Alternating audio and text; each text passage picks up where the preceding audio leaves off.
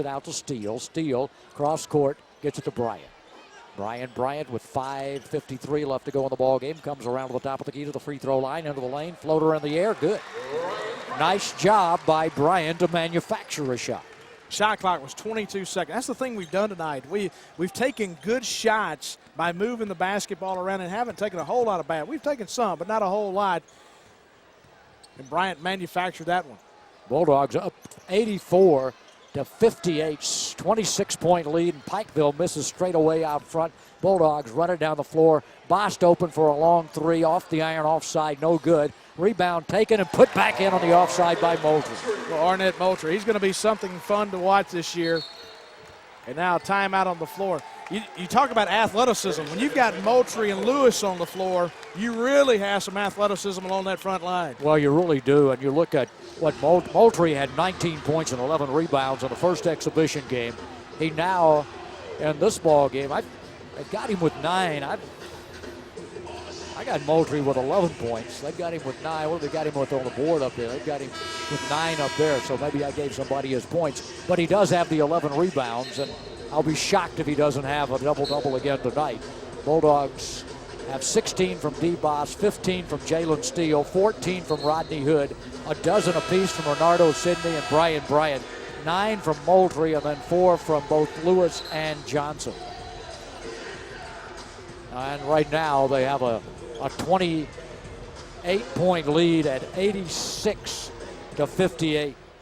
Now the time remaining is about 5 minutes. Pikeville with the ball. Whitaker has it in his hands as he comes across the 10-second line. He's on the offensive end. Will bounce the pass and get it to Hines. Hines will give it to Whitaker again on the side. So Hines and Whitaker working at the guards. Stewart pops out for the pass and now gets it to Puckett. So they're just working against the Bulldog man-to-man, and the clock's down to under 10 seconds.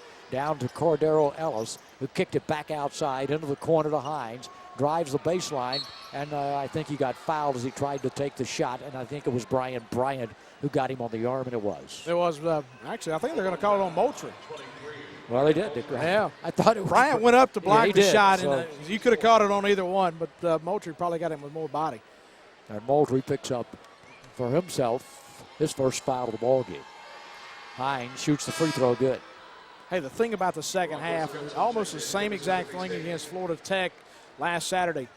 You kind of wear down the guards a little bit. You haven't seen McHenry and Board. Board had 15 points a long time ago. He's only got 17 right now. Setty has 15 points. McHenry has 8. But you've seen D. Bost and Brian Bryant and Jalen Steele on the defensive end kind of wear down these guards. Second free throw won't go, and Jalen Steele went and got the rebound of the lane. And the Bulldogs will walk it up the floor with 4.5 to go in the basketball game. 86-59. Bulldogs led by only 2 at halftime. They have owned the second half. Steele to the outside, drives to the top of the key, gives it back to Moultrie. Moultrie spins down to the baseline and drives and lays it in off the glass. Boy, nice job by Moultrie. Well, Moultrie looks fresh here at the end of the game. 4 minutes to go. Made a nice move. Now he's in double figures with 11. 11 and 11 for Moultrie. Guy who had 18 rebounds at UTEP as a freshman, and he had, I think, a 13 rebound was his high game in his sophomore campaign. Pikeville missed the shot but got the rebound, and then Brian Bryant blocked the shot of Hines out on the right wing, and Pikeville will get it back for an inbound. 3:57 left to go in the ball game, and so they will take the under 4-minute timeout with Mississippi State leading it 88-59. That's it's been a pretty good display of basketball for the Bulldogs. The athleticism of this team has certainly been evident in the second half of play. And you saw it on that play with Brian Bryant. Puckett took a little bit too much time. He tried to square his feet, take the shot. And a nice job by Brian Bryant. Come up, block the shot out of bounds, 88-59. Of course, you're going to look back at the game and say, hey, there's several things in here we didn't like. You look back at the first half, and Pikeville was getting some good buckets and getting good looks in the first half. But as the game is going on, you rotated players around. Just unselfish basketball tonight. And offensively, everything began to click, especially in the second half. Have outscored Pikeville now 48-21 in the second half. And that's just a completely dominating effort over 16 minutes of basketball. Yeah, it's been it really has. It's been a total domination of the second half. The Bulldogs, for the night's activity, are shooting 57%, 34 out of 60. And Pikeville, who at halftime had shot a very good percentage, but are now 26 of 64, shooting 40% for the basketball game. And Pikeville just has not been able, after hitting some big early threes, as we talked about, are now 4 of 22 from three-point range. So they have really, really struggled from the perimeter here in this basketball game. And they're a team that likes to shoot about 25 or so threes per ball game and generally shoot a pretty decent percentage. But the Bulldogs' guard play has been a lot of the reason that they have just not had good open looks. And we've rebounded. We've out-rebounded Pikeville by 24 to 14 in the second half. You were losing that rebounding edge at halftime, and you see the substitutions of fresh legs, the Moultries, and even Jalen Steele from the guard play. I mean, you're getting guys to the basketball, and we've looked pretty good in the second half. Pikeville will inbound to McHenry. He goes rolling to the right side, kick it out up front. Setty starts to move, fires it down underneath, and the layup is going to be put up and in and good by Watson. Nice feed by Setty underneath to Watson, and Watson makes it 88 to 61 with that bucket. Bryant brings it up the floor. Bost is not on the floor. Hood is back into the ball game with Raquez Johnson. So Johnson and Hood on the front line with Moultrie. Steele to the outside. Steele holds it up and gives it to Hood at long range right. The clock's on 16 on the shot clock. Hood down inside to Johnson, and he gets fouled. He tried to take it down inside and got fouled by Watson. He was on the floor. I don't think it was active shooting. That could be.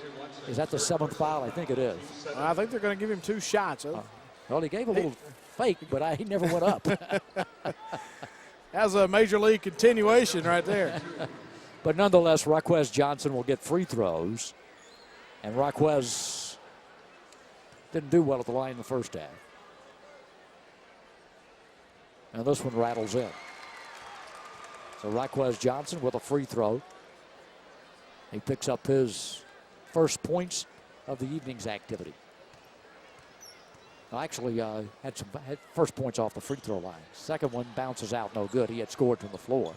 And so he's gone just 1 for 4 at the free throw line, which not a great free throwing night, but a young man who's just getting his feet wet out of Alabama. True freshman.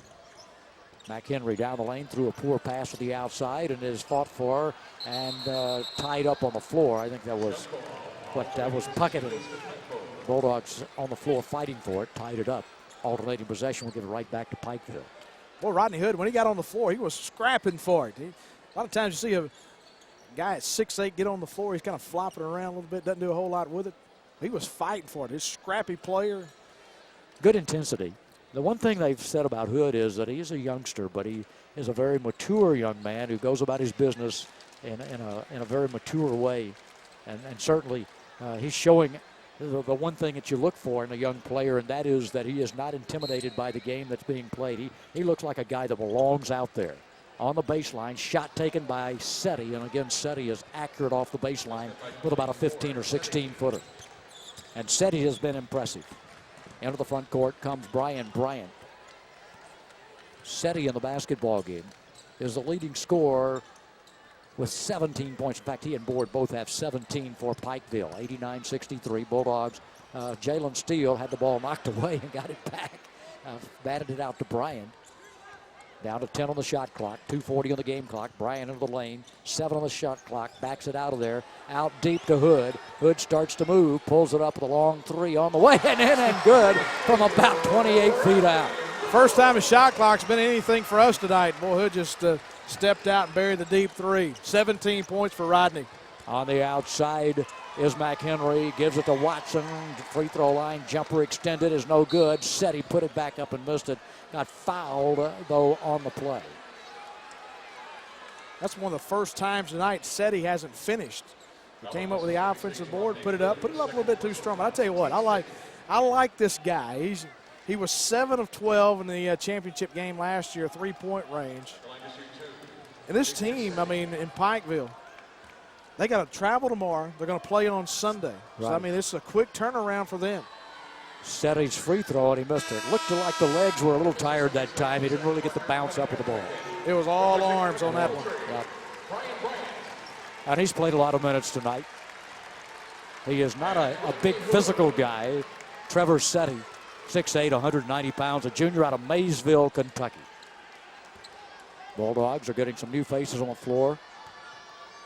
Charles Parker on the floor. Taylor Luzak on the floor. Second free throw by Setty is good. So he makes 1 out of 2 that trip, and we're going to have some other changes. Bulldogs check into the ball game with Tyson Cunningham. Luzak, Parker, inbound to Parker. Throws it up long to Cunningham.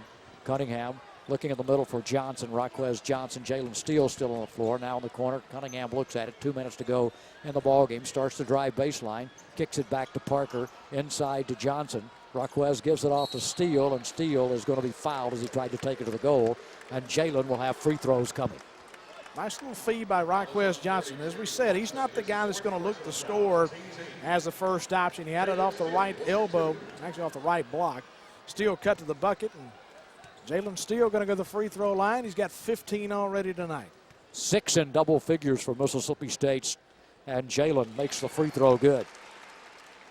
He's had a good second half. And he's gone 3 for 3 so far tonight at the free throw line. Last year, Jalen Steele shot 74% off the free throw line as a freshman. Second free throw good. So Jalen Steele gives the Bulldogs now a 30-point lead, their longest lead of the night, 94-64. Bulldogs on top by 30, led by just 2 at halftime. On the right side, first time in the ball game for Hobo McCoy. To his handling, Bulldogs have dropped into a zone with Steele and Parker on the front side of the zone. Luzak back in the middle. Cunningham and Johnson on the sides. And over that zone, a long three-point shot taken and scored by Rhymes. Kenny Rhymes buries a 3 from out deep. Bulldogs get it on the side to Cunningham. His jumper won't go. Rebound pulled out of there by Cadero Ellis. So we're down into the final minute and a half of the ball game, a minute 15 when the ball comes into the offensive end to Rhymes. Rhymes starts to drive, pulls it up, 10-footer in front, in and out, no good. Rebound, fought for, and lost over the end line. 2 players on the floor, and Raquez Johnson hit the deck and looks like he's okay. He and Watson were on the floor. Watson for Pikeville. It's amazing how guys that play hard always end up around the basketball. And that's the thing about Raquez Johnson, his coaching staff says. He's a guy that's going to play hard, and he's always around it. Cunningham in the corner, got the feed, fires and misses, and the rebound pulled out of there by Pikeville. They come back the other way with Whitaker into the offensive end to Rhymes on the side. Back to Whitaker, down to 50 seconds. That's all that's left to go, 94-67. Going to be a somewhat similar score to the first game with Florida Tech. And now from the side, a 15, 18-footer that's no good. Whitaker again claims it. And they work it from the outside for a long 3 that's no good. Ball loose, fought for, and taken out of there by Mississippi State as Cunningham claimed it for Mississippi State. Reed Clayton has checked into the ball game. The Bulldogs also have Baxter Price in the ball game. And we're down to the final 22 seconds of this affair. Lazak on the side. Taylor gives it to Parker. Parker starts to move. Bulldogs up 94-67. Luzak on the drive to the hole. Tried to put it up and got it blocked from behind by Ellis. And now the ball is lost on the side court, but it was touched last by Cunningham. 8 seconds, that's all that's left, Bart. You got to get the ball to Baxter Price. This is his 21st birthday. He's got to take that 3. Well, maybe some of the teammates didn't realize that. They didn't get the message. Here comes Whitaker. Gonna look, and I don't know if they're gonna get a shot off at the buzzer, and it is good by Watson at the buzzer to make the final score 94-70. 94-70 final score. Mississippi State has won their second exhibition ball game. Now the Bulldogs will head to playing a game that counts. It's a counter. It's the 2K Classic. That'll be starting in the Humphrey Coliseum. It'll be the first of 2 home games they take in that Classic before they head up to Madison Square Garden. And it's Monday night, Eastern Kentucky at 7 o'clock. And then Wednesday at 7 o'clock, Akron. Is it 7 or 6 for the Akron ball game? Maybe, I think it's at 6. I think it is a 6 o'clock ball game. I think you're right. But nonetheless, those are the 2 ball games that we'll have in the week. And then we get to the weekend with South Alabama, a Saturday meeting. Time is TBA, depending on the time for the Mississippi State and Alabama football game. Why don't we take a 1-minute time, come back and do a wrap. Sounds good. Final score, Mississippi State 94 and Pikeville 70. This is Mississippi State basketball from Maroon to the Max.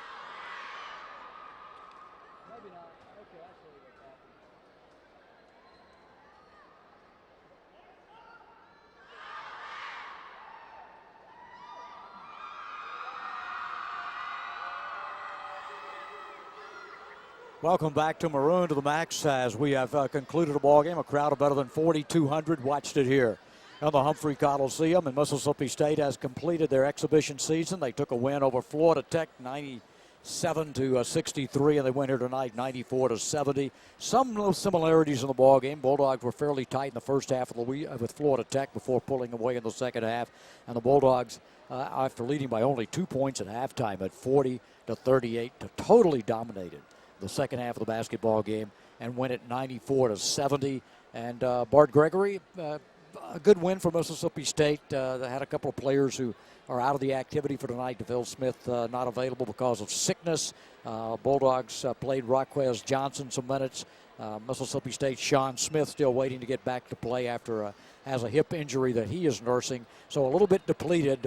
Played 7 guys a lot of minutes tonight, but come away with a pretty satisfying way to go into the regular season, I think. Well, Jalen Steele, especially in the second half, finished with 17 points tonight. You had Rodney Hood, the freshman, finished with 17. And got a great effort in the second half. Moultrie finished with 11. D. Boss was 16 points tonight. Renardo Sidney played just 17 minutes and had 12 points. So you had 6 guys that played more than 20 minutes in the basketball game, spread the wealth well, and come away with a win. So you played it well tonight. I mean, it's rebounding-wise, especially in the second half. Had a tough start in the first half. Now you get ready for Eastern Kentucky on Monday night, a big week next week. Eastern Kentucky's a team that they can give you some matchup problems. They were only 15-16 last year, but Jeff Neubauer's ball club, he was a longtime assistant for Jim Beeline, who's now the coach at Michigan. He was a head coach at Richmond. We played Richmond here, right. 2001, 2002. That's a team that really likes to run around a good bit, some back cuts and like to screen and pick and roll, but they like to rely on the three-point shot. That's the thing that Richmond used to do. Then they went to West Virginia.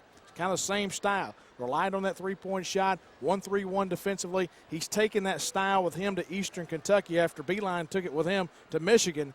And so now he's a head coach. He's done a good job at Eastern Kentucky. And so it's a team that's going to present you some problems from an X and O style. You're going to see some different things offensively and defensively in the basketball game Monday night. Final score was 94-70. A quick run of the leading scores we already gave you. Jalen Steele was 5 of 7 from the field.